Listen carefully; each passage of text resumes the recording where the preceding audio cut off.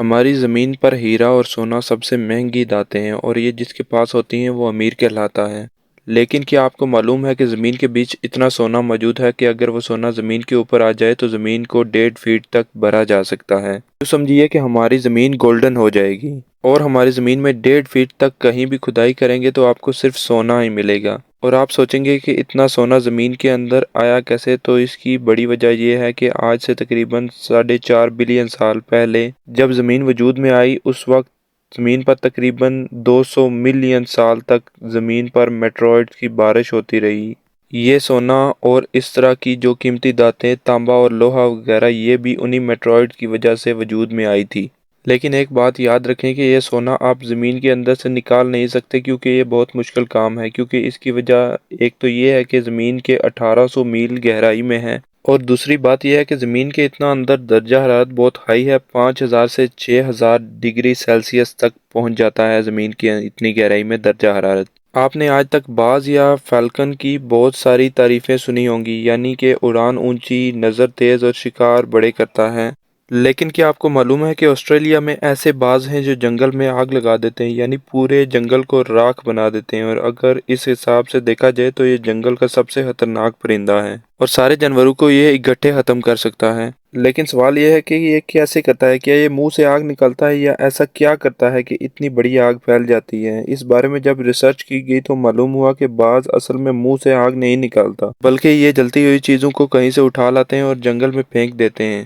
چلیں یہ معلوم ہوا کہ یہ آگ منہ سے نہیں نکالتے بلکہ کہیں سے اٹھا کر لے آتے ہیں، لیکن یہ ایسا کرتے کیوں ہیں؟ مکمل تحقیق یہ بتاتی ہے کہ باز ایسا اس لیے کرتے ہیں جب موسم گرم ہوتا ہے اور بارشیں کافی عرصہ تک نہیں ہوتی تو انہیں شکار نہیں ملتا، تب چھپکلی، چوہے، کیڑے مکوڑے، سانپ اپنی بلوں میں چھپ جاتے ہیں اور تب باز کو شکار کرنا بہت مشکل ہو جاتا ہے۔ لیکن باز کی صرف آنکھیں ہی نہیں، دماغ بھی تیز ہوتا ہے۔ اس کو معلوم ہوتا ہے کہ میرا شکار زمین کے اندر چھپ گیا ہے اور یہ زمین سے تب ہی نکلے گا جب زمین گرم پڑے گی۔ یہ گرم تب ہوگی جب یہاں پر آگ لگے گی، اور یہاں تک کہ باز کو یہ بھی پتا ہوتا ہے کہ آگ انسانی آبادی سے ملے گی، اور یہ باز انسانی آبادی میں جا کر کسی جلتی ہوئی چیز سے ایک ٹکڑا اٹھا کر لے آتے ہیں اور ایسی جگہ پھینکتے ہیں جہاں خشکا زیادہ ہو، یعنی کہ خشک جگہ ہو، خشک پتے وغیرہ ہوں جہاں پر، کیونکہ وہاں آگ جلدی لگتی ہے اور یہ آگ بہت بڑی اور بہت خطرناک ہو جاتی ہے۔ اس کی وجہ سے جنگل میں سے لاکھوں کی تعداد میں کیڑے مکوڑے اور جانور نکلنا شروع ہو جاتے ہیں، تب یہ خوب شکار کرتا ہے۔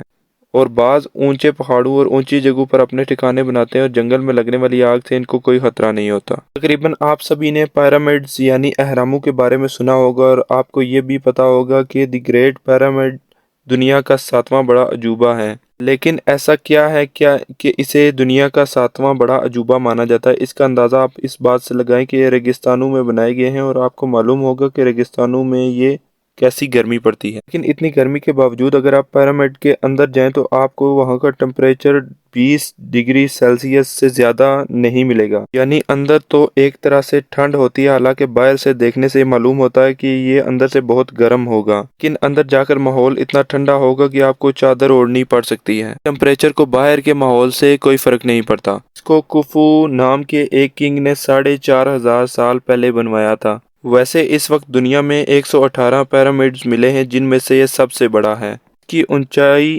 481 فیٹ ہے اور اتنا مضبوط بنایا گیا ہے، 4.5 سال گزرنے کے باوجود یہ آج تک خراب نہیں ہوا۔ دنیا کے ماہرین حیران ہیں کہ اتنے پرانے زمانے میں اتنی مہارت اور اتنا مضبوط یہ عجوبہ کیسے بنایا گیا۔ پتھر کے دور کا انسان بھی اتنا ذہین تھا کہ آج کا انسان ان کی بنائی گئی چیزوں کو سمجھ نہیں پا رہا۔ اس بات نے سائنسدانوں کو سب سے زیادہ حیران کیا ہے وہ یہ ہے کہ اس میں استعمال ہونے والے بلاکس ہیں۔